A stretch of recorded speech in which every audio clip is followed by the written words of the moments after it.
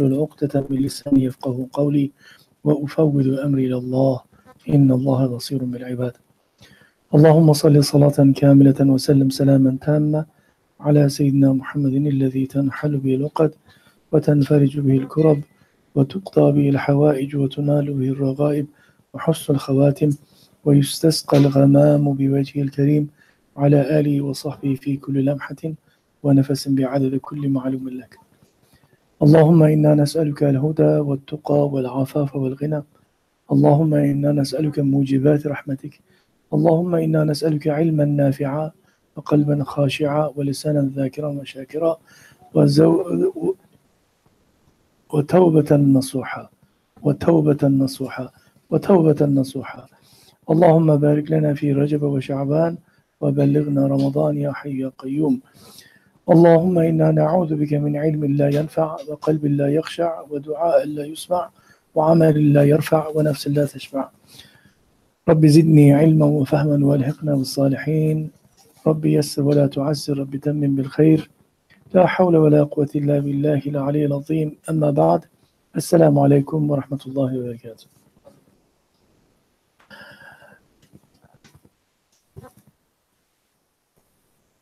My respected brothers and dear sisters, we've been going through for some time the diseases of Nafs al-Ammara, the attributes of Nafs al-Ammara, our greatest enemy. Last time when we were here, we went through the fourth attribute of Nafs al-Ammara. That was Jahala, ignorance. Nafs al-Ammara loves to be in a state of ignorance, wants to stay as jahil as possible. Knowledge means responsibility, and Nafs doesn't like responsibility. If it's something that she wants, Nafs is a female, she will do everything to get it, but not Islamic knowledge. Not needing to hear what she needs to hear. Will avoid learning. Jahala is simply a state of Nafs al-Ammara where Islamic knowledge, true beneficial knowledge that guides a person's life, lacks. Meaning, Nafs al-Ammara does not know what is fard, what is wajib, what is sunnah, what are the responsibilities, what is haram. As simple as this. Doesn't want to know what the commandments of Allah subhanahu wa ta'ala so that it can practice. Doesn't want to know what the harams of Allah subhanahu wa ta'ala is so it can practice taqwa. Keep away from harams.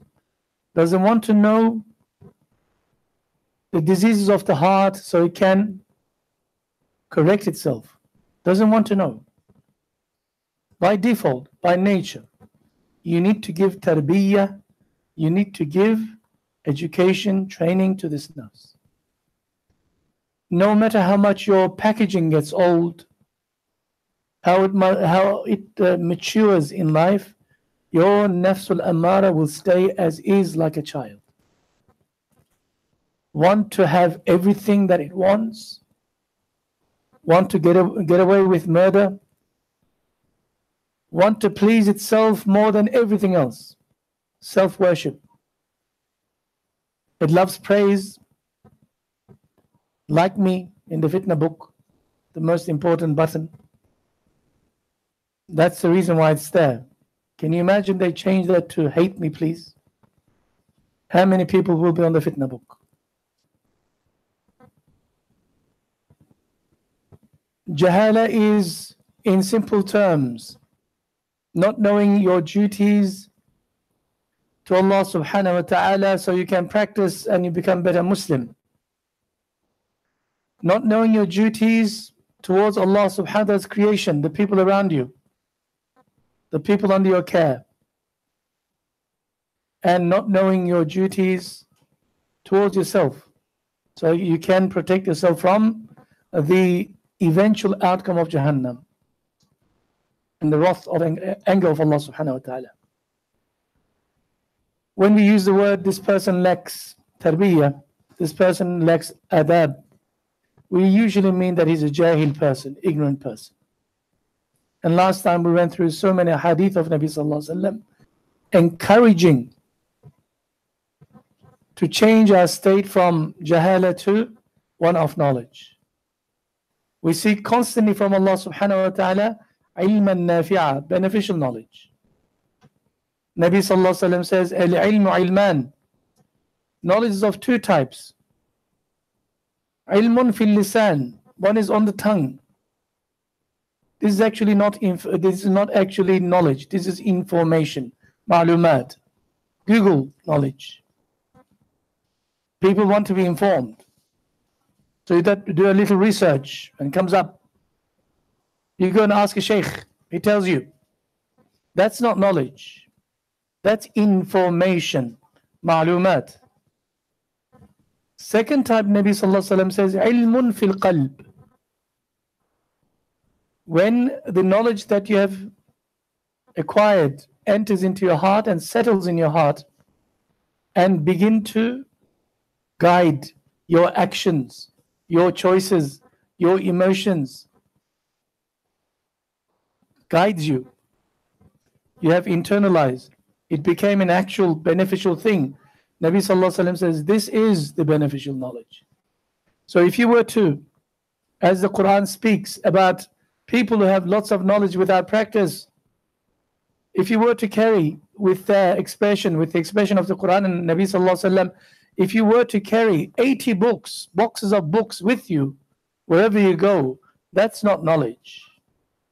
Knowledge is after you've learned what you have internalized and how you are actually expressing it in your attitudes, in your behavior. How do you live that knowledge? That's the knowledge that we're talking about. Other knowledge, Nabi sallallahu alaihi wasallam says, other knowledge, the first type of knowledge, information, shall be used as an evidence against the son of Adam on the day of judgment. You shall cop it. It's a mas'uliyah, it's responsibility. That if you were to accumulate knowledge without practice, you will cop it on the day of judgment. Today, inshallah ta'ala, I want to go through the fifth disease of Nafs al-Ammara. Nafs al-Ammara, according to our ulama, the fifth attribute, I think this is one of the most dangerous one after jahala, and actually this is a result of jahala, the fourth one. Ghafla was the main reason, remember? Kufr, shirk, ghafla, and jahala. And now it has a natural design, default design of making a habit of sins, persistently sinning, and see it as normal. Habitually turn into a habit. All psychologists today, the pedagogists of today, they tell us, teach a person the principles in life when they're really young. As parents, for example, we teach our children how to do toilet, how to brush their teeth, how to eat their food properly, and how to dress up properly. We call this tarbiyah, so that it becomes a habit within them. For the rest of their lives, they can continually do this and live a normal life. We push our children to be studious, to study. So they have a habit of discipline of studying. Because once you have the habit of discipline of studying, you will be a successful person. The opposite is laziness. So if you let the child be, they don't brush their teeth by the age of 8, 9, all of them are fallen off, and they never brush their teeth, they look ugly, disgusting. Yes? If they don't train yourself, they train themselves to do istinja, they'll stink all the time. Mothers are so peculiar and particular about their daughters. What happens during their monthly? They need to do this, they need to do this, they need to do this. This is we creating a habit within the nafs so that it becomes a norm to it. Tarbiyah is no different. Islamic tarbiyah. We give a child Islamic education at a younger age so that it becomes its second nature, because nafs operates on habit. You are at the moment total sum of your habits, good or bad. If you're a person of taqwa, if you're a person of ilm, if you're a person of adala, justice, if you're a person of some conscience, it is a habit that you have acquired since childhood. Therefore, a person who gets a habit towards the end of their lives, they can never, never, never keep it. What do we say? The bamboo tree bends when it's what? Young. When it's old, it's impossible to bend an old tree. You can't teach an old dog new tricks, as it says in English in Australia.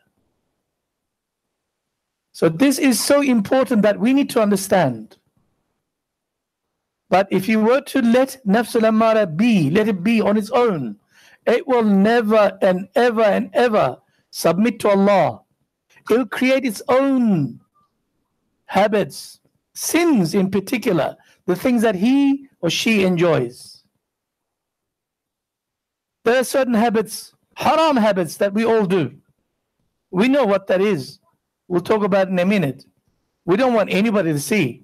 And we say that it's despicable, it's disgusting, it is this. We tell ourselves off because we're believers. Mu'minun. Our nafs is at the level of nafsul lawama. Yes? We cannot change. No matter what happens, we fall to it. When we are strong, nothing happens.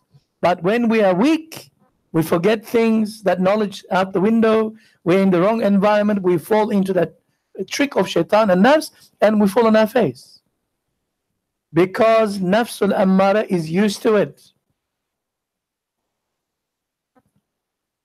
If it does something more than 3, 4, 5, 6, 7, 8 times, it becomes a habit. And if you want to change the behavior of a person, the psychologists of today, they say, let that person do that 28 times consistently. And after that, it'll become a habit. But sin, if they like it, whoa. No matter how much you resist as a young man or young woman not to fall into sin, and as long as you don't do the first step of that particular haram, don't worry, everything will be fine. Shaitan will come to you, wallahi, billahi, tallahi, everybody does it, and this is such a common thing, it's okay. And if you resist, no, it's haram, I can't do this. They say it's only once, man, do once. Allah is Ghafoor Rahim, Allah is Tawwab Rahim, Allah forgives, and you make tawbah, it'll be alright. I swear by Allah, it'll never be once. If you fall into that territory.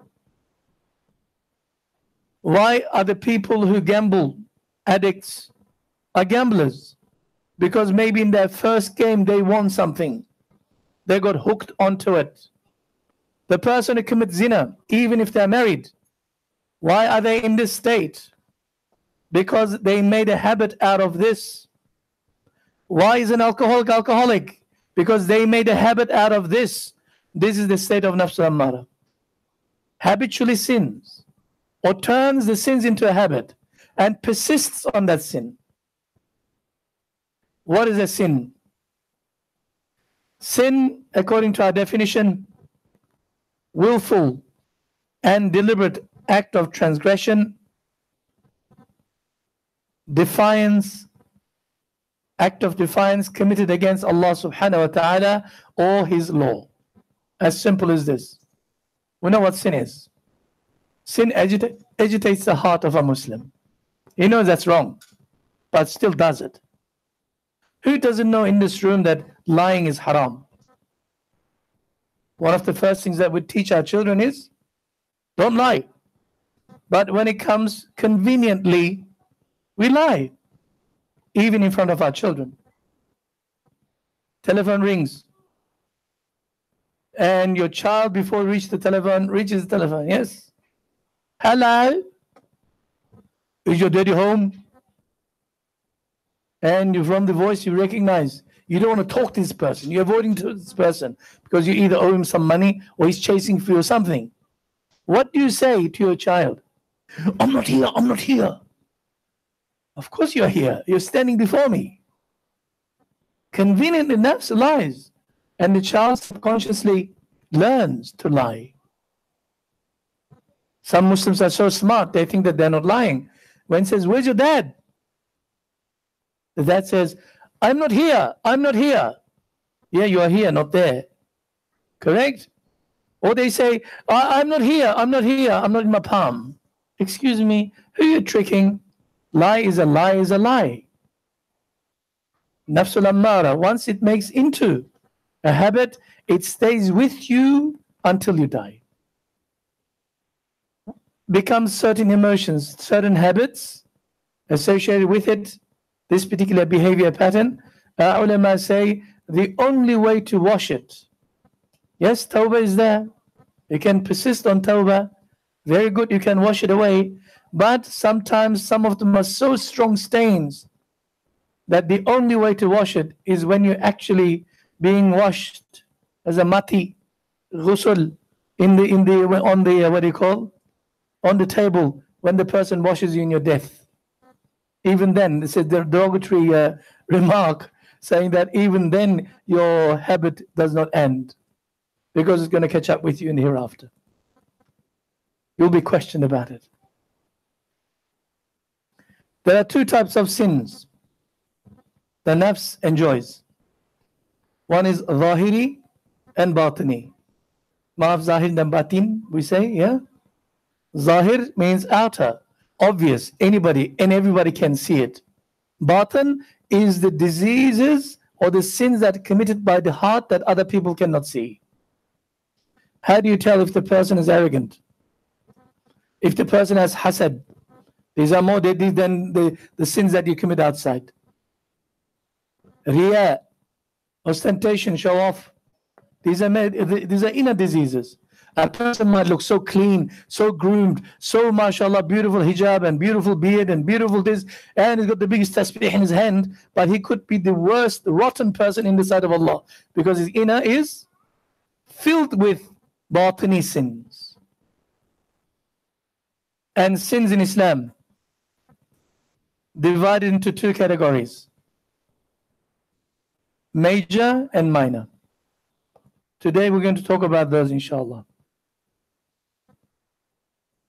And it is impossible for the servant of Allah subhanahu wa ta'ala, you and I, we're all servants of Allah subhanahu wa ta'ala, to have any qurbiyya, any yaqeen, any certitude, any closeness to Allah subhanahu wa ta'ala if we are swimming in sin.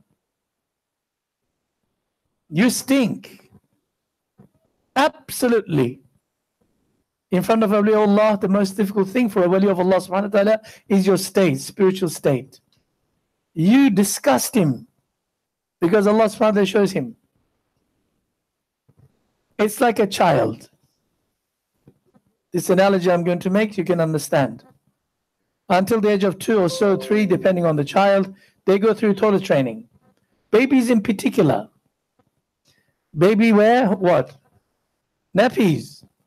When the baby fills up the nappy, soils the nappy, if they come to the guests, this beautiful child, before the child comes to the guest, there's a big, terrible stench, smell comes. Yes? Oh, yeah, beautiful you are, but go to your mom. No. Why? You've done something.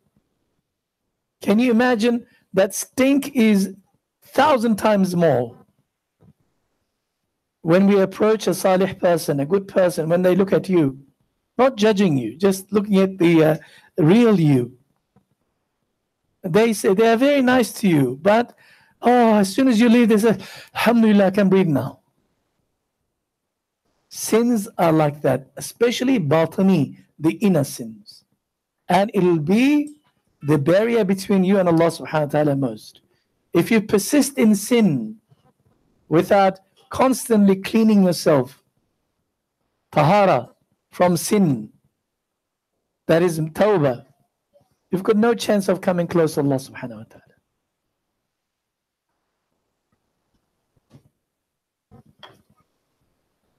Allah subhanahu wa ta'ala created us as human beings for a purpose. Allah subhanahu wa ta'ala did not create human beings without a purpose.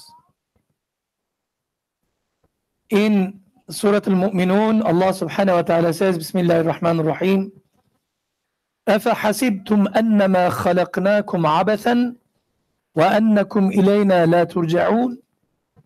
It's a rhetorical statement.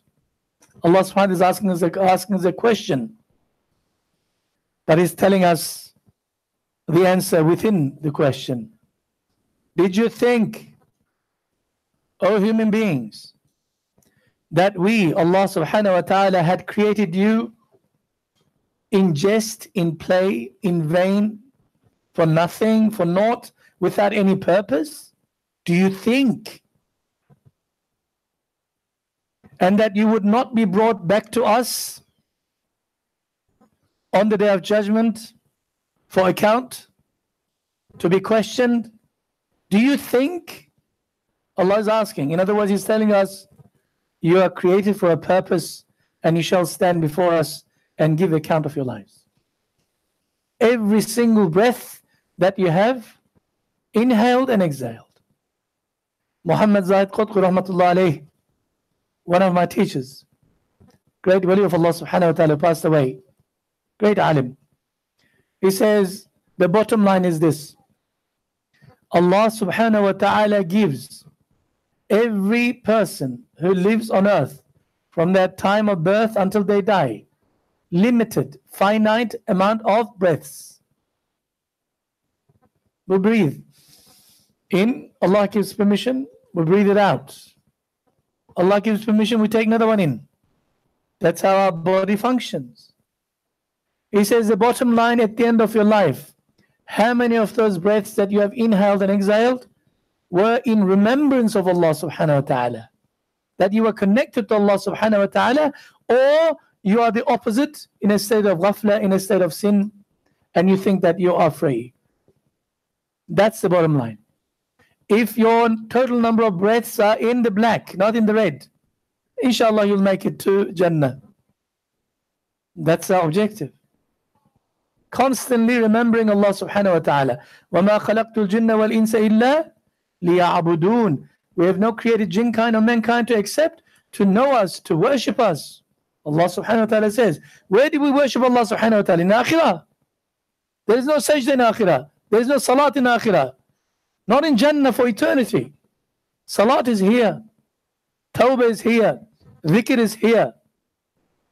Ramification of every action is in the hereafter. As simple as this. The outcome is very binary. Either 0 or 1. Jannah or Jahannam. There is no other outcome.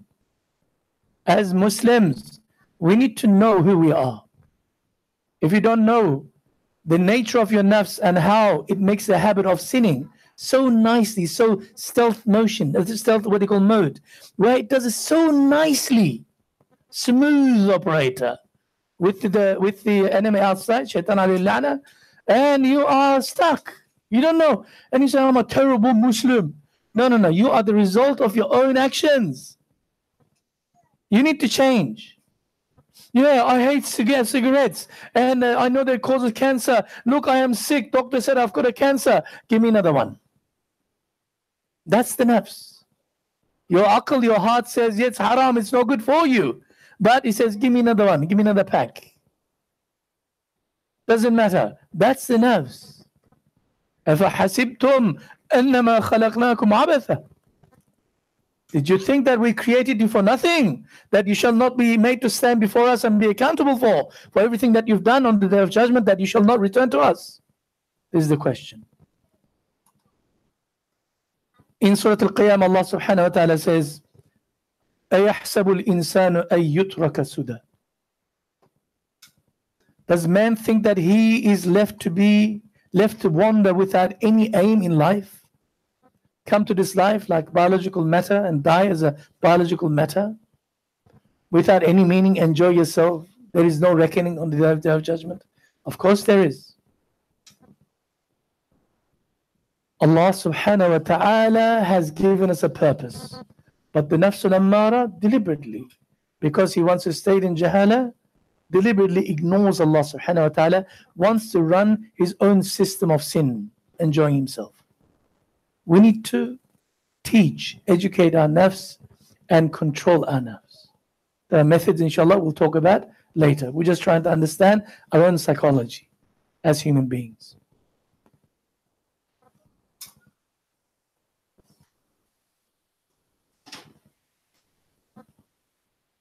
For any of us to pass this life in flying colors, the test, this trial of life, and to gain the good pleasure of Allah subhanahu wa ta'ala, die in a state in our last minute where Allah subhanahu wa ta'ala is pleased with us, His rida is upon us, we need to not attract the anger, the wrath of Allah subhanahu wa ta'ala in our lifetimes by defiantly acting against Him through the process of sin. How? Firstly, we need to have proper aqidah. Proper aqidah. How are Muslims supposed to believe? About Tawheed, our belief in Allah subhanahu wa ta'ala must be correct.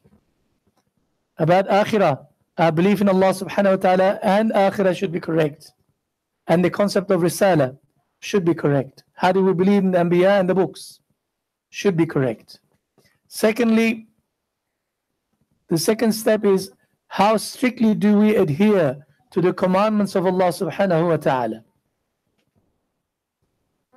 Do we do everything that Allah subhanahu wa ta'ala commands us to the best of our ability? You're on the right track. Third, how do we successfully avoid His prohibitions, His harams, keeping away from the temptation of harams? This is called taqwa. Maharimillah, keeping away from the ma'asiyah. Sin, as a technical term, is an immoral act that is clearly defined and listed in the Quran and a hadith of Nabi sallallahu alaihi wasallam, which warrants punishment if committed. In other words, a sinful act that agitates the human heart, spiritual heart, prevents him from doing other good deeds. It must be punishable by the Sharia for the haram to be haram. Otherwise, it's usually makruh. Makruh means something disliked, not in the sunnah, not haram. But our ulama tell us if you commit a makruh 8 times in a row, it becomes a haram. Because you are opening the door of disobedience to Allah subhanahu wa ta'ala.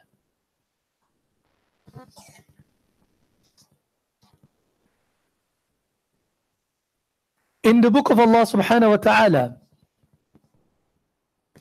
the word sin, English word sin, expressed with different terms.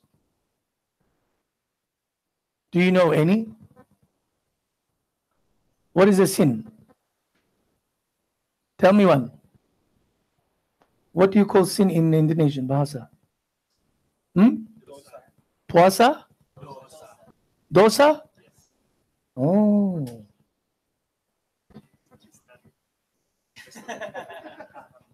And the Indians call what? Gunah. Gunah. Allah subhanahu wa ta'ala refers sin with many different names in the Quran. First is dhanb, plural, dhunub. Allahumma ghfirli dhanbi. Allah, please forgive my sin. Yes, dhanb. Ithm. Ithm. Another name for sin in the Quran. Khati'ah. Khati'ah. Major error. Fault. Fisq. A person who commits fisq is called what? Fasiq. Openly transgressing sins. Fuhsh or fahsha, plural. Sayyi'ah. I'm sure you heard of these words. If you read in Quran, that is. Asyan or ma'asiyah.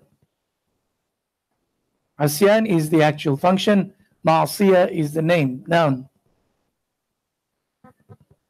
Wizr, zulum, and kabira. Kabira. In other words, regardless of its form and expression, the act of sin is to deliberately and defiantly oppose the commandments and the prohibitions of Allah subhanahu wa ta'ala and His Messenger. No matter what color, what hue, what shape, what form it is, a sin is a sin is a sin.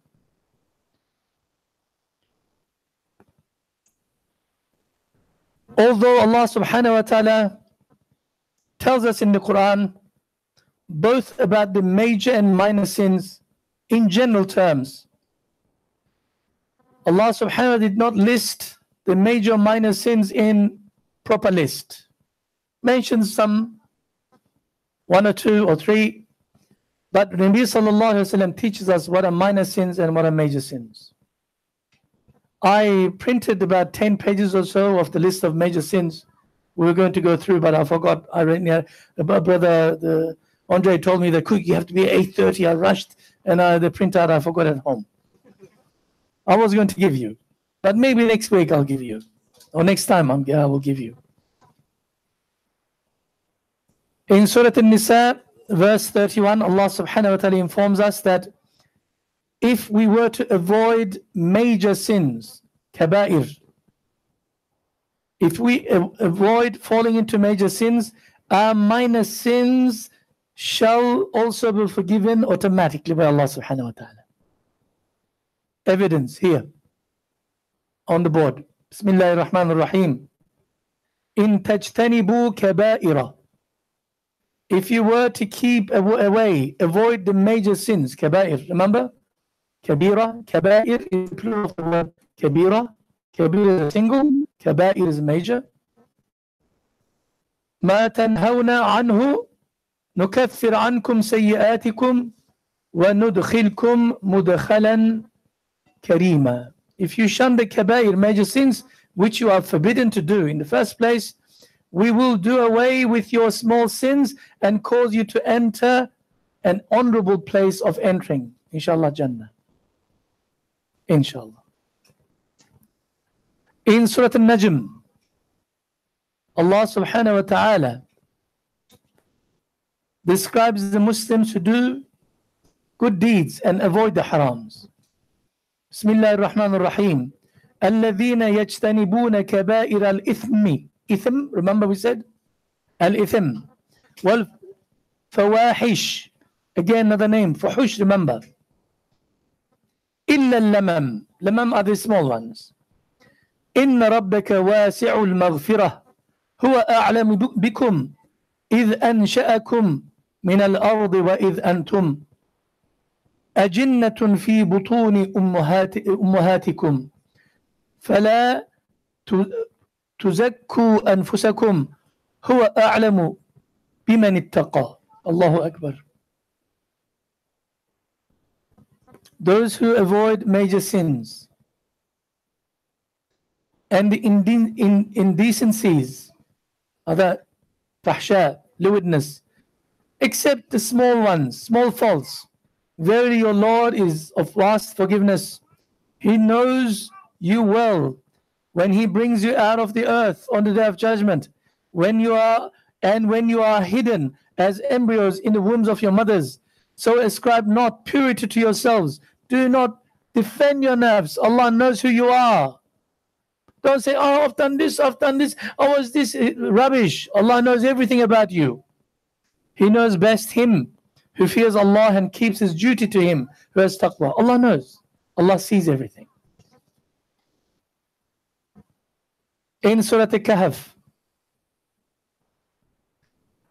Allah subhanahu wa ta'ala says, we know that Kiram and Katibin constantly records our deeds, rights. That book, that USB, that memory stick, whatever that is, on the day of judgment in language that you understand, shall be given to you. If it's from the right hand side or the front, you are inshallah ashabul yameen, you will go to Jannah. But if it's forced to give you, Malaika does not allow your function, your right hand to work. So they force to give you from the back or the left hand side, you're going to be Ahl Jahannam. You're going to cop it in Jahannam. When that book is given to you, you're going to see the whole lot in one go. Allah subhanahu wa ta'ala talks about this incident when you receive your book of actions, your deeds on the day of judgment in Surah Al-Kahf. Bismillah ar-Rahman ar-Rahim. وَوُضِعَ الْكِتَابُ فَتَرَى الْمُجْرِمِينَ مُشْفِقِينَ مِمَّا فِيهِ وَيَقُولُونَ يَا وَيْلَتَنَا مَا لِهَذَا الْكِتَابِ لَا يُغَادِرُ صَغِيرَةً وَلَا كَبِيرَةً إِلَّا أَحْصَاهَا وَوَجَدُوا مَا عَمِلُوا حَاضِرًا وَلَا يَظْلِمُ رَبُّكَ أَحَدًا. Allahu Akbar. And the book shall be placed in your hands. Then you will see the guilty, mujrimeen, the sinful ones, fearing from what is in it. And they will say, woe to us. Oh, look at this book. What a book this is. It does not leave out a small nor any great one, but all the sins are recorded in it, smallest to the biggest. We thought it was only makruh. We thought only it was, just a normal thing, Allah Ghafur Rahim. We've got no idea that it was all there, and Allah did not forgive because He's angry with us with something else. Neither, ما لهذا الكتاب, what kind of a book is this? لا يغادر صغيرة ولا كبيرة إلا أحصاها. There is nothing wet or dry, small or big, which is not accounted for. Then Allah subhanahu wa ta'ala says that وَوَجَدُوا مَا عَمِلُوا حَاضِرًا. We have just found everything in that book. وَلَا يَظْلِمُ رَبُّكَ أَحَدًا. Allah subhanahu wa ta'ala never oppresses any of His servants. You come to Day of Judgment with what? Your own deeds. We have a character in our Ottoman culture. His name is Sheikh Yunus Amra. He was a poet, but poet of Allah subhanahu wa ta'ala. He lived maybe 800 years ago. His poetry is still sung as nasheeds and read in gatherings to inspire people. He was a wali of Allah subhanahu wa ta'ala. It is just a dream, and it's a manqaba. It's a story about them. You don't have to believe if you don't want to. In the dream, he wakes up. He's in Jahannam. But very strange Jahannam. It has no fire. It's cool as a cucumber. It's a cool place. 21 degrees. Yes, dark. Beautiful. You can see some, yeah. You see some Zabanis walking around, strolling around, with their hand in the back, passing through and coming back. There is no fire except some rocks he sees. He says, excuse me. He calls one of them. They turn to him and says, yes, yeah, Yunus. They know him. Is this the right place? Is this Jahannam? He says, yes, of course it is. But Allah subhanahu wa ta'ala talks about fire. Where is the fire? They smile. Oh, Yunus, you're such a pure-hearted one. Don't you know that people bring their own fire from the world? Their own sins. It'll be used to ignite these rocks so they can be burnt. Allah subhanahu wa ta'ala under no circumstances causes oppression, chucks a person to Jahannam for nothing. You are the ones who bring your own fuel, your own fire from dunya, and you'll be chucked into Jahannam and ignite the rocks of Jahannam and you'll be burnt continuously. Na'udhu billah. Not all sins are equal. Indeed, it is sin to hit or to wound a person unjustly, but it is never equal to murdering that person, correct? I smack somebody or punch somebody, that's a punch is a punch. It's the wrong thing. But if I kill the person, you're a murderer. That's murder. Two different categories. Similarly, sins are in that category also. Some of them are minor, some of them major, some of them in the middle somewhere. List is huge. Therefore, there is a form of listing according to the gravity of the sin. If you like, in the hadith of Nabi sallallahu alayhi wasallam, the greatest sin, according to Nabi sallallahu alayhi wasallam and according to Quran, number one is what we all know: shirk. Abdullah ibn Mas'ud radiallahu anh, smart, became very curious one day and asked Nabi sallallahu alayhi wasallam, Ya Rasulullah, ayyu dhanbi a'zamu inda Allah? O Rasulullah, what is the greatest dhanb, greatest sin in the sight of Allah subhanahu wa ta'ala? Nabi sallallahu alayhi wasallam says, an taj'ala lillahi niddan wa huwa khalaqak. For you to commit shirk to Allah subhanahu wa ta'ala despite the fact that He is the one who created you. He is the one who sustains you. He is the one who feeds you. He is the one who gives you life, gives everything to you. For you to turn around and commit shirk, that Allah has other partners, sons and daughters and what have you. In Surah Al-Luqman, this highest form of shirk, through his tongue, he's giving advice to his son. Bismillah, وَإِذْ قَالَ لُقْمَانَ لِابْنِهِ وَهُوَ يَعِظُهُ يَا بُنَيَّ لَا تُشْرِكْ بِاللَّهِ إِنَّ الشِّرْكَ لَظُلْمٌ عَظِيمٌ. He says, keep away from them, my beautiful son. Remember, Luqman has given nasiha to his son, and we advised him and said, oh my dear son, do not commit shirk with Allah subhanahu wa ta'ala. Verily joining others in worship, committing shirk in Allah is indeed the highest haram, highest sin in the sight of Allah, wrongdoing. In the Quran, the hinthul azim is used to denote persistence in kufr and rejecting the truth. Huban kabira is used to describe the great sin of devouring the property of the orphan. Khit'an kabira is used for the major sin of killing one's children for fear of poverty. Fawahish is used for the sin of adultery and fornication. Ithmun kabir is used for the great sins of drinking alcohol and gambling. Zulmun azim is used for the greatest sin of shirk.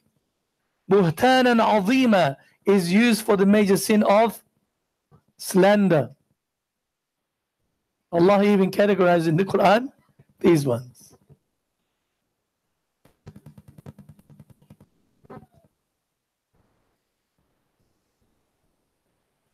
Our fuqaha, our Islamic scholars of Ahl Sunnah wal Jama'ah differed amongst themselves as to first defining a major sin and their number. Some of them define major sin as every act that which Allah subhanahu wa ta'ala has prohibited is a major sin.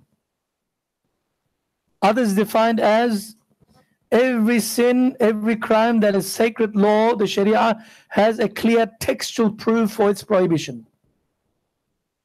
And yet some other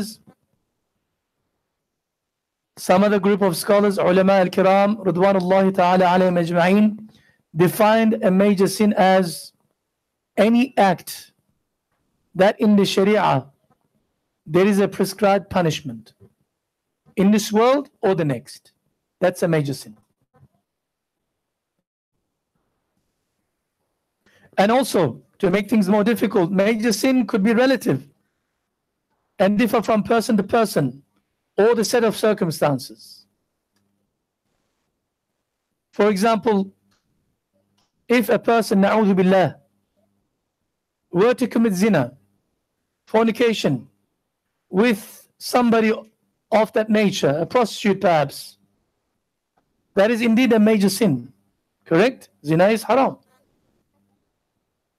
However, if the same person were to trick his neighbor's wife or daughter and commit zina with them, this is obviously a greater haram, greater major sin.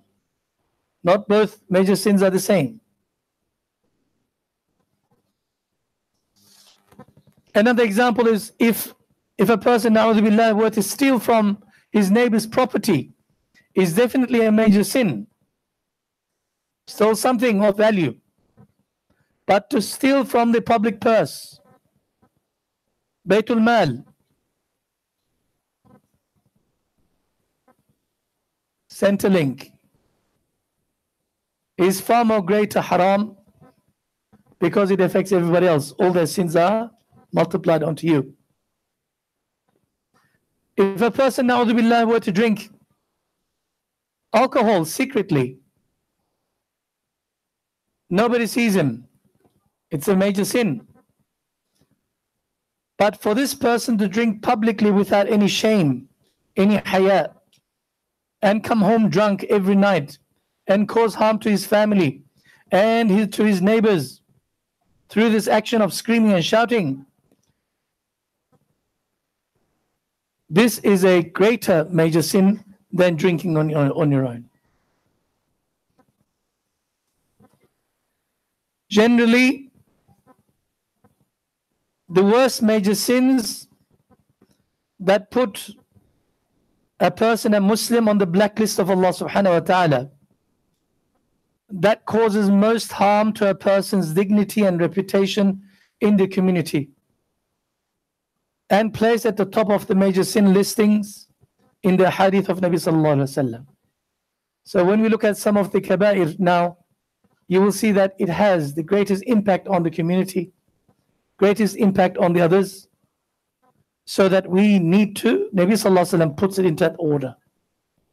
For example, in Sahih Bukhari, Amr ibn As radiallahu anhuma narrates that Nabi sallallahu alaihi wasallam said, Al-Kaba'ira, the major sins are Ash-Shirku Billah, wa Uququl Walidain, wa Qatlun Nafs, wal Yaminul Ghamus. The major sins are to ascribe partners unto Allah, commit shirk, to disobey one's parents. When you disobey your parents, what happens? What happens? The family disintegrates. Harmony, peace. You hurt your mum, you hurt your dad. There is a particular hadith that I always talk about to the young people. In the hadith of Nabi sallallahu alaihi wasallam, says, the scent of Jannah, fragrance of Jannah, can be smelled. You can smell it from 500 years distance away from you. When you're approaching Jannah, another 500 years to walk. He says you can smell Jannah. I can smell Jannah. He says this smelling is made haram to 4 groups of people. Forget about entering into Jannah. Even the scent is made haram. What's the first one? An-Nammam. Nammam is a person who's a gossip monger, spreads gossip amongst people. Our favorite pastime, along with Ghiba. They will never see Jannah before going to Jahannam. Second, Aqul Walidain. The person who disobeys, disrespects, unkind to his or her parents. Third, Mudminul Khamr. A person who's an alcoholic, continuously drinks, defiantly disobeys Allah and continuously drinks. And at the youth, says Nabi sallallahu alaihi wasallam. The next one, there is a person. What is it called in the youth? You know, do you understand the term the youth? The youth is a person, a man, who does not feel any ghaira, any jealousy. Yes? When he displays his wife or daughters in front of other men who look at the wife and the daughters with an evil eye, he actually gets sinister pleasure out of it. It's called the youth. Yes?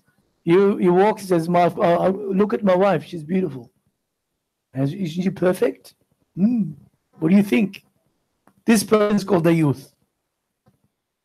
You're supposed to have ghaira. You're supposed to feel jealous, protective, not display.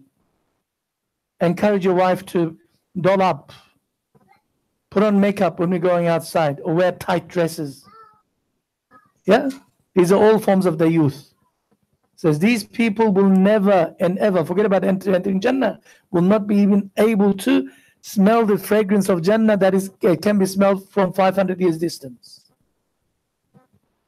So Nabi Sallallahu Alaihi Wasallam says the major sins are to ascribe shirk to Allah Subhanahu Wa Ta'ala, then to disobey one's parents, to spill the blood of an innocent person, and to take false oath, give false evidence in the court.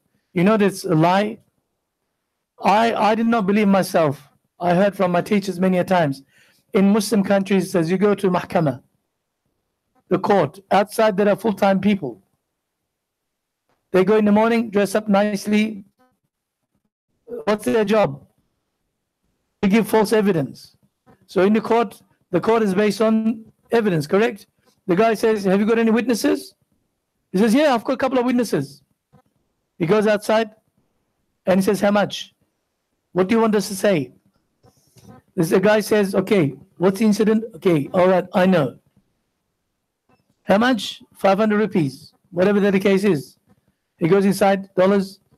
Your Honor, you're the same liar that was there for the last 20 years, giving another evidence just in support of the guy. This is haram, giving false evidence. This never happened before in Islam. Muslims are doing this in all the Muslim countries. The more money you have, you can get away with murder. No, I was there with him. He was having coffee at the shop. Yes, I take an oath. Wallahi, billahi, tallahi. He was not there. Alibi. So he's saved. Second example from Bukhari Sharif, inshallah. The Sahaba Abu Bakr Nufail ibn Haris narrates that one day Nabi Sallallahu Alaihi Wasallam asked, ألا أنبئكم بأكبر الكبائر ثلاثا. Shall I teach you, shall I inform you of the greatest major sins? Nabi Sallallahu Alaihi Wasallam asked this question 3 times. Shall I tell you what the major sins are? Shall I inform you? 3 times. Then after that, قلنا, we said, بلى يا رسول الله. Please, Ya Rasulullah, tell us, teach us. وقال النبي صلى الله عليه وسلم الإشراك بالله وعقوق الوالدين. Yes, عقوق الوالدين, to commit shirk to Allah and disobey your parents. وكان متكئا فجلس. Nabi Sallallahu Alaihi Wasallam sat up straight from his leaning position and said, فقال ألا وقول الزور وشهادة الزور فما زال يقولها حتى قلت لا يسكت يا رسول الله. Nabi Sallallahu Alaihi Wasallam was, after he said shirk and the aqul walidain, what do you call aqul walidain, disobeying your parents, and he stood up. He stood up, not standing, but sat up. And he says, shall I tell you? Shall I tell you? Beware of lying. Beware of giving false evidence. Beware of lying and giving false evidence. He kept on repeating, kept on repeating, kept on repeating. We were so, Ya Allah, Ya Allah, Ya Allah, what's going to happen? If we made the Nabi of Allah subhanahu wa ta'ala angry, Bala is going to come to us any minute. We wished, he says, we thought that he was not going to stop at all. He kept on repeating. It's a major sin. In the third Sahih Hadith, in Bukhari, Abu Hurairah radiallahu anhu narrates that Nabi Sallallahu Alaihi Wasallam spoke about 7 deadly sins. It's been mentioned 3, 2, 1, yes, but in this one 7. اجتنبوا السبع الموبقات. Keep absolutely away from 7 deadly sins, the killers that kill your spiritual heart. قِلَ يَا رَسُولَ اللَّهِ وَمَا هُنْ. We ask, Ya Rasulullah, what are those 7 deadly sins? قال النبي صلى الله عليه وسلم الشرك بالله والسحر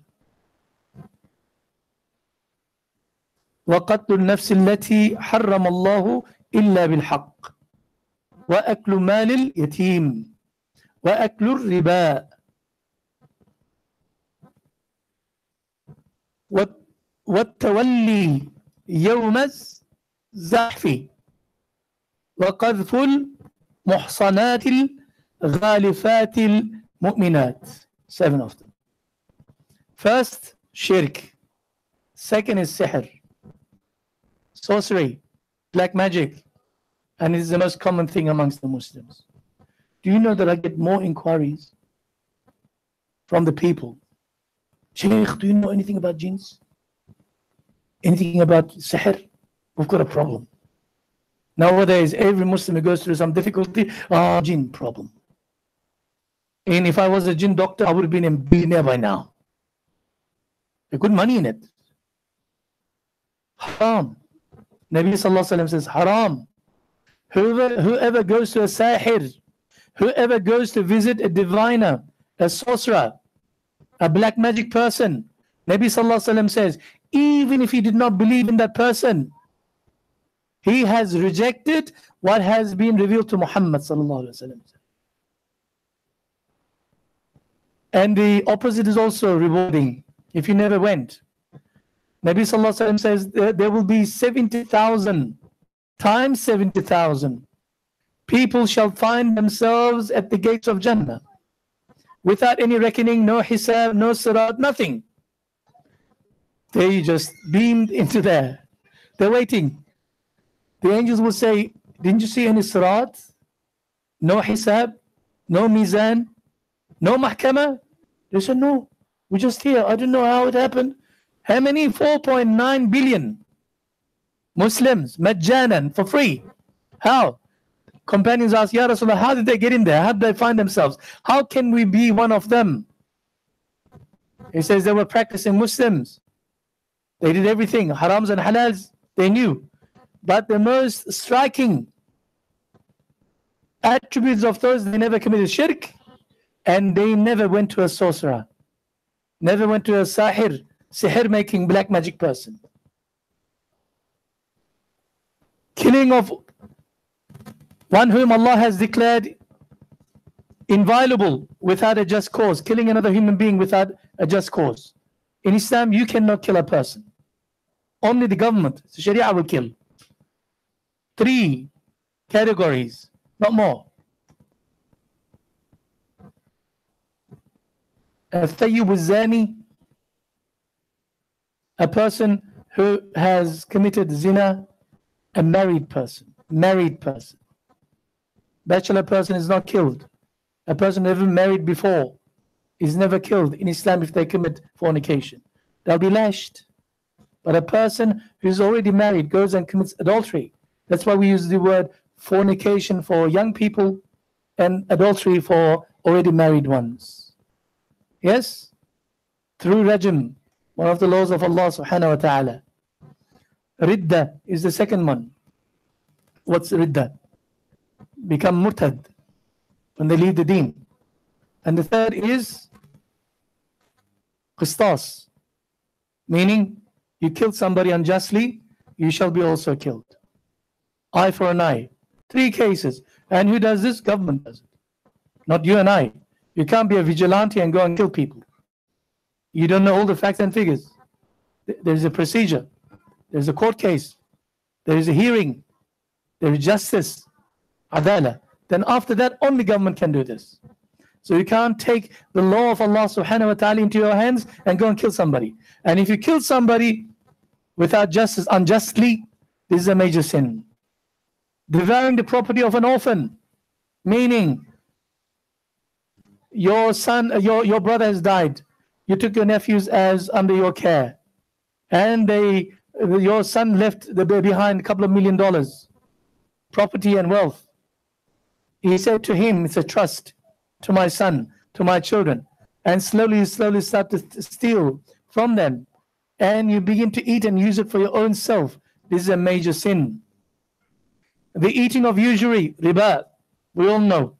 Fleeing from the battlefield and causing a chaste believing woman, accusing a chaste believing women who never even thought of anything touching their chastity with zina. You said, if this person committed zina, I saw her. That's iftira, that's buhtan. That person is an innocent person. Many people lost their dignity. Many people lost their standing in the community because somebody made this iftira. Yeah, this blasphemy. These are major sins. For example, some people, they go and ask somebody's daughter's in marriage, and they refuse. They say no. And because you cannot take this, you begin to spread rumors that she's been seen in such and such club with such and such men.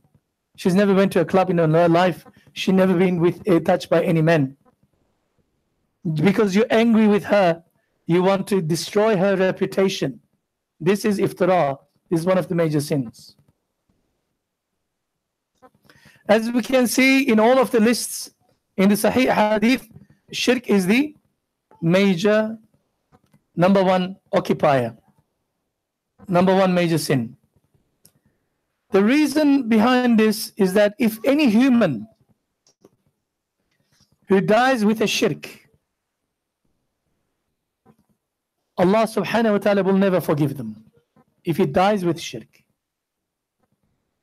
What if a Muslim committed shirk? Knowingly or unknowingly, what happens? That's it, kaput, finished. He's still living. No. If he makes tawbah and comes back and corrects his belief and dies in a state of iman, that shirk is already forgiven. They made tawbah. With one penalty. All their good deeds that they have committed, not committed, or accumulated, because they committed shirk, the kufr, Allah subhanahu will delete them.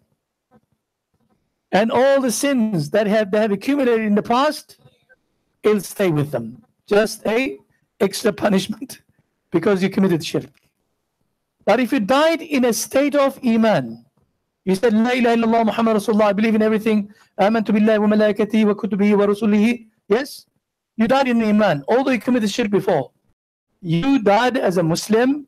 On the day of judgment, if Allah subhanahu wa ta'ala wants to forgive you your sins, He shall forgive you and put you in Jannah.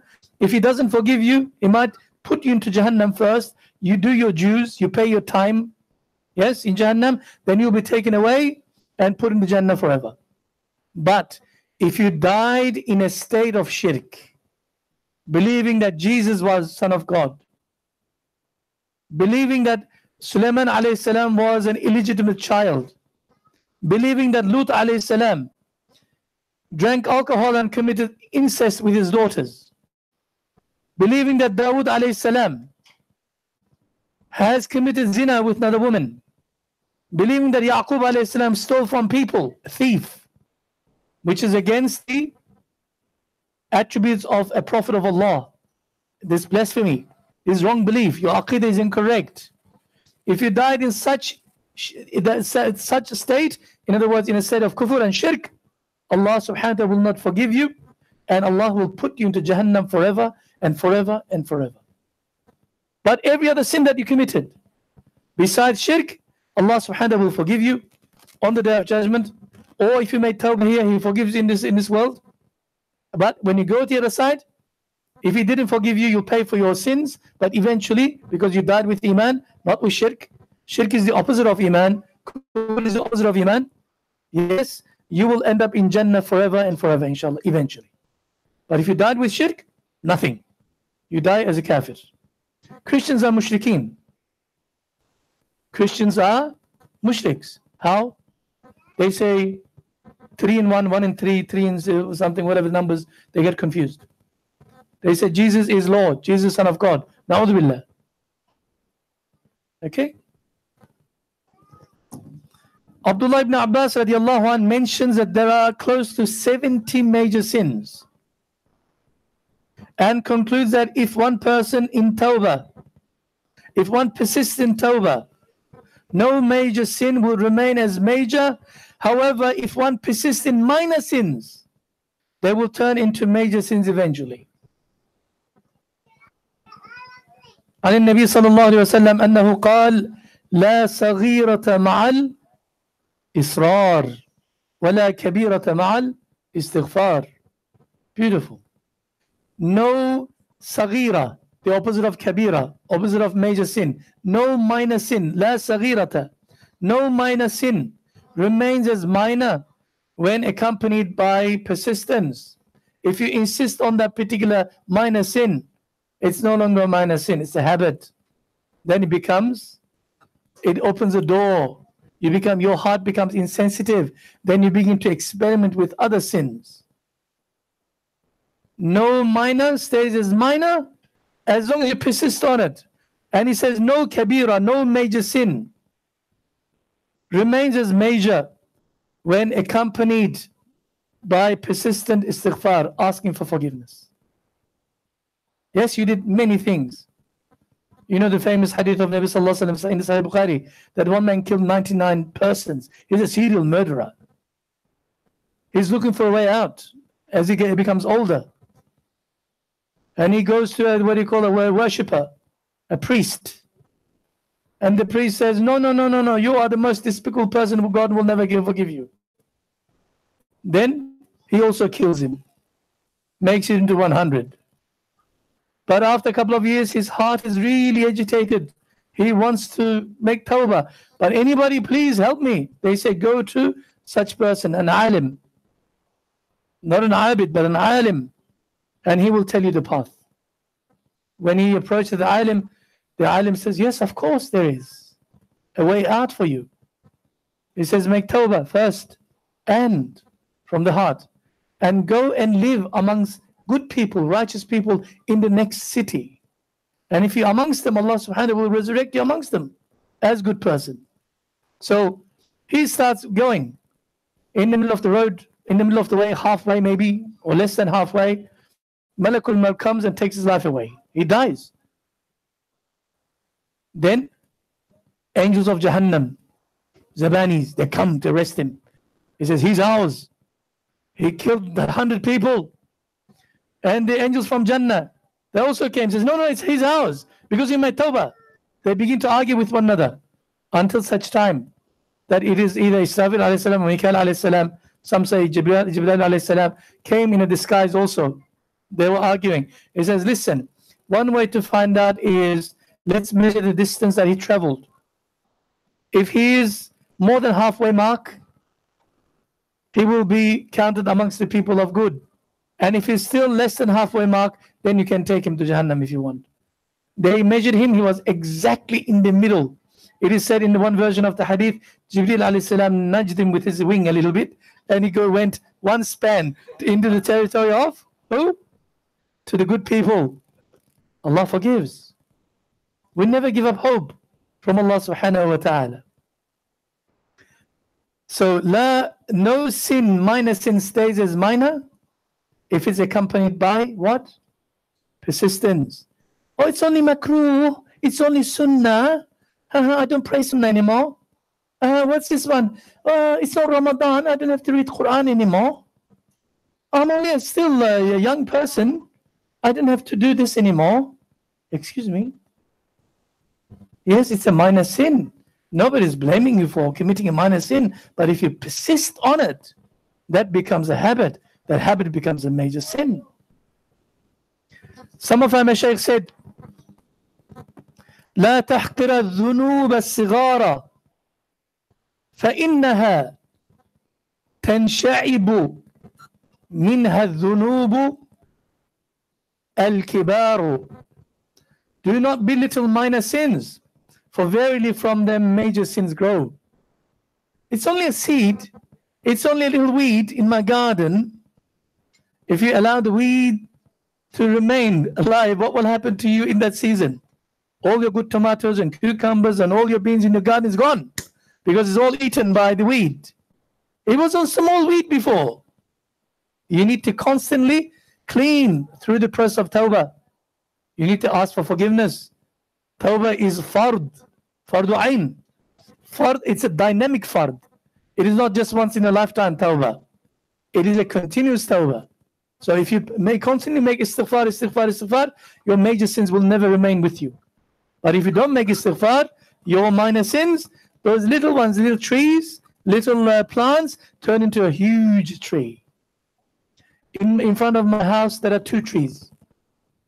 I planted them at the same time with my own hands. One is bigger than the house now, huge, 2-story. and the other one is a small one. It doesn't grow. I say to people, this is a major sin, this is a minor sin, this one. Yeah? But this one, the more water you give it to it, it becomes huge. It's one of the species, local species, Australian species. The other one, just a shrub. The same day, they say impossible. This is a big tree, and this one is a little tree again. Yeah? So some of the sins are minor, but some sins will turn out to be major if you persist on them, depending on the nature of that minor sin. What is the actual number of major sins in Islam? The deadliest viruses that kill our spiritual hearts, gives full control to our nafs al-ammara to deviate from us from the path of Allah subhanahu wa ta'ala. Impossible to give a fixed number. Many of our ulama al-kiram have written books upon books on this topic, and almost all of them gave a different number. For example, Ibn Hajar al-Haytami, in his Al-Zawahir an Iktiraf al-Kabair, lists 467 major sins. Ibn Masud was saying 70. He says 467 major sins. According to Imam Shafi'i, or Shafi'i scholars, jurists, fuqaha, the list of major sins are 353. According to Imam Azam Abu Hanifa, the list is 163.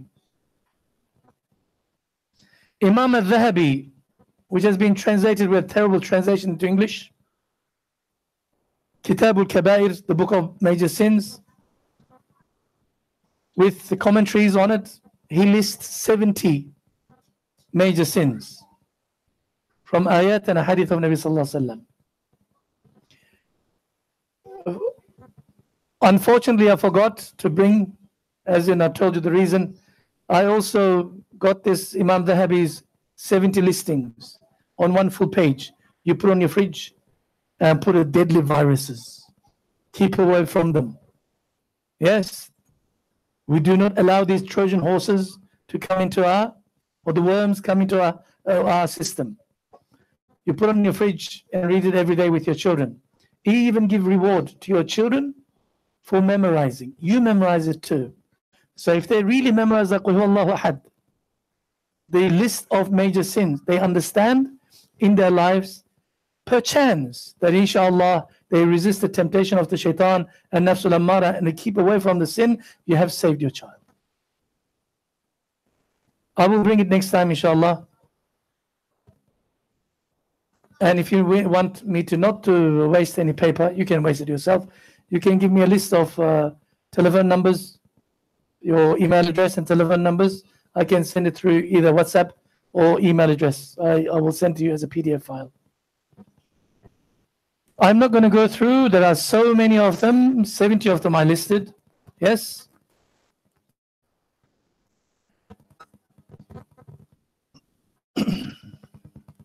What if you committed major sins in your life before?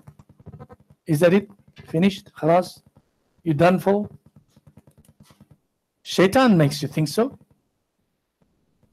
You see, sin itself may be bad. You know what is most dangerous? When you commit a sin, your heart, your spiritual heart, becomes desensitized. Desensitized. So next time when you're about to commit the sin, it is far more less resistance from your heart. Because if you take a tablet, on the packet it says, do not take this tablet, it causes drowsiness. Don't operate any machinery. Yes? Similarly, sins, when they enter your heart, what happens that the things that you used to feel in salat, in recitation, in sajda, you no longer feel. And your attitude towards the sin changes. This is most dangerous, more dangerous than the sin itself. Because sin is a sin. Nobody condones sin. We know it's haram. Khalas. You might tawbah, no problem. But the effect of that after effect or the side effect of that sin is that your heart begins to die. Your sensitivity towards defying Allah subhanahu wa ta'ala, committing sin becomes less and less and less. That's why nafs persists. The shaitan persists, and then after it becomes a habit. Once it's a habit, you're on the one-way track to Jahannam. Because nothing affects you. That's the danger. If you committed sin, it's human to err, correct? Part of our nature by design. It's very human to sin. It's the unique attribute of every human being is to sin. We are not angels. Unless you are the Prophet of Allah subhanahu wa ta'ala, the Prophets, Anbiya, even the greatest awliya, greatest ulama, they have sinned. They have sinned. There is no such thing as angel. Angels don't sin. Prophets are protected by Allah subhanahu wa ta'ala. They carry the sifa, isma, they're awesome. Yes, they are infallible. Everybody else is a sinful person. قال النبي صلى الله عليه وسلم كل بني آدم خطاء وخير الخطائين التوابون. Beautiful. Amazing hadith. Anas radiallahu anhu reports that Nabi sallallahu alaihi wasallam said, every son of Adam commits sin, but the best of those who sin are those who continually repent. Khata, another name for sin. Every human being sins. But the best of those people who sin are the ones who turn to Allah subhanahu wa ta'ala, make tawbah. Amazing. Provided that this person is not committing shirk or kufr, huh? And deliberately does nifaq, deliberately, and other major sins. Never other major sins except for shirk. Other major sins never take a Muslim outside of the religion. Never, unless you reject that command. If a person has iman, I'm going to give you the most, what you call, exaggerated form.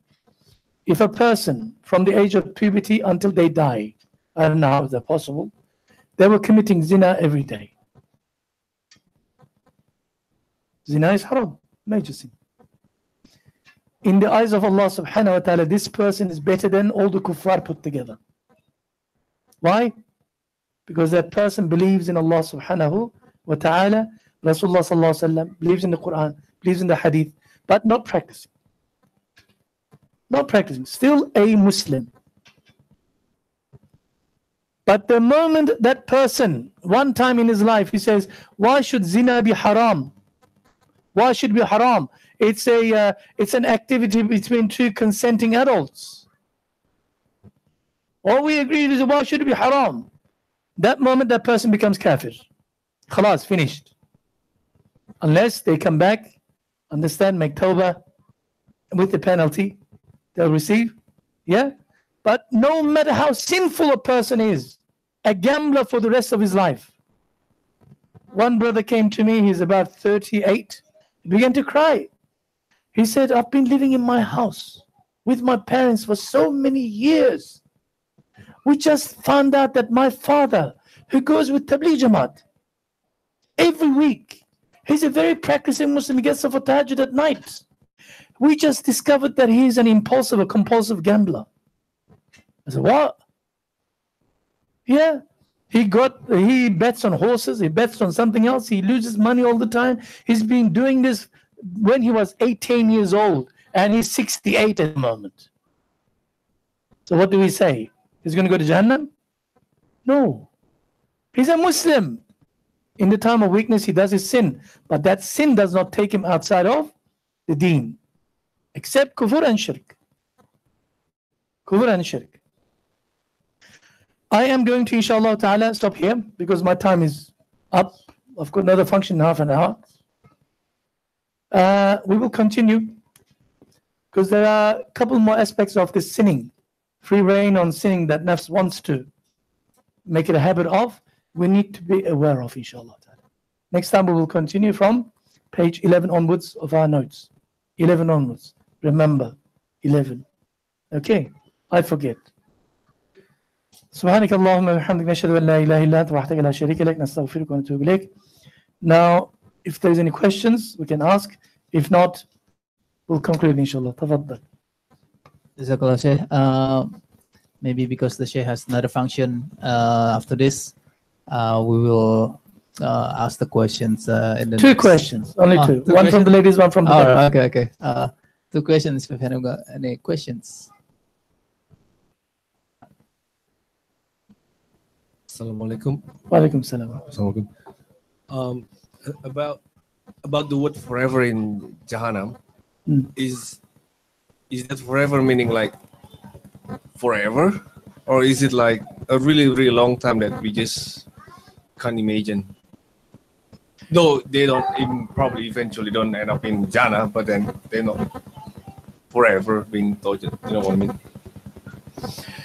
This is an issue discussed in Aqidah, belief system. Some of the deviant sects, they came up with this concept. Why would a person be in Jahannam forever? Although they didn't believe it during the world. God is just and God is, God loves and merciful. This is utter nonsense. Allah subhanahu wa ta'ala says for both, خالدين فيها أبدا. Abada, for eternity. Eternity is something that you and I cannot comprehend, but maybe relate to. When it comes to numbers, remember we have that little 8 sleeping on the side. Yeah? We call it infinity. It means it goes forever and forever and forever. Yes? Similarly, the sin of committing shirk, sin of kufr is such a crime in the sight of Allah subhanahu wa ta'ala, it warrants the doer, committer of that sin, to stay in Jahannam forever and forever and forever. Likewise, a person Allah is pleased with, they believed in Allah, they have committed to Islam, and they practiced, no matter how sinful they are, Allah subhanahu wa ta'ala will forgive them or punish them because of His justice if they did not receive any shafa'ah from Rasulullah sallallahu alaihi wasallam or the people given permission in Islam, in the Quran. If they were to stay in Jahannam for a couple of millennia, eventually, when you say to a person, you'll be staying here for 20 years. 20 years is 20 years, long time, but 20 years. When you buy a house, when you take a mortgage from the bank, I'm not saying halal or haram, don't ask me questions. Yeah, they say to you, yes, $260,000. You'll pay in 30 years. 30 years, man, is a long time. But if they told you, you're going to pay for the rest of your life, which one is better? 30 years. Yes, ahwan sharrain. Lesser of the two evils. Yes? So the person might stay in Jahannam, a Muslim believer of any of the prophets of Allah subhanahu wa ta'ala during the time, can stay in there, but Allah subhanahu wa ta'ala takes them and puts them in the Jannah. This eternity is the law of Allah subhanahu wa ta'ala. خالدين فيها أبدا رضي الله عنهم ورضوا عنه ذلك. Is Abdul Rahman? No. Yes. They stay in Jannah forever. Same thing with the kafirin. Some people try to interpret it, give different meanings. No. Consensus, ijma' amongst the Ahl Sunnah wal Jama'ah, not the deviant cults, deviant Aqidah, deviated schools. Majority, Ash'ariyah and Maturidiyah, Ahl Sunnah wal Jama'ah, including Salaf al-Salihin of the first 3 generations, they are 100% in agreement of this one. The people who try to confuse people's minds, they come up with this. Some of Mu'tazila, some of other weird cults, they come up with different interpretations. Same people believe that all the Christians and Jews will go to Jannah together also with us, if they don't believe in Rasulullah. Maybe for the sisters, if you got any questions. Yes, they have one question. Oh, they have when one. are we having breakfast? Maybe this topic doesn't apply. Makan dulu. No, easily my wife got question. No, no. In that case, we conclude today's lecture. Thank you, Sheikh. Alhamdulillah. We look forward for the next continuation of the sins. So I already wrote the next time we start page 11. Thank you, Sheikh. We conclude with Alhamdulillah. Alhamdulillah. Alhamdulillah, and doa kafaratul majlis. Subhanaka wa bihamdika. Asyhadu an la ilaha illa anta astaghfiruka wa atubu ilaik. Assalamualaikum warahmatullahi wabarakatuh. Walaikum salam wa rahmatullahi wa barakatuh. Everything that I said good is from Allah subhanahu wa ta'ala. Everything that I said bad is from my nafs and shaitan alayhi la'na. Forgive me, please.